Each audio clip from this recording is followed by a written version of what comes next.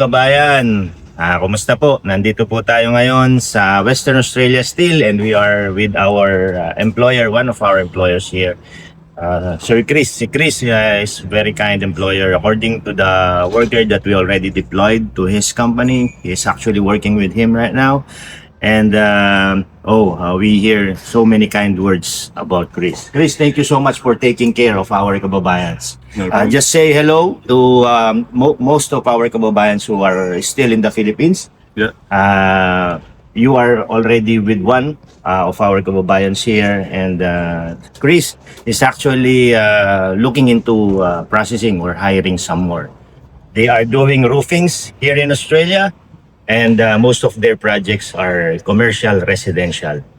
So to all of our kababayans, continue to follow our Facebook page so that you will also have the opportunity to work here with some of our very kind and very considerate employers here in Australia.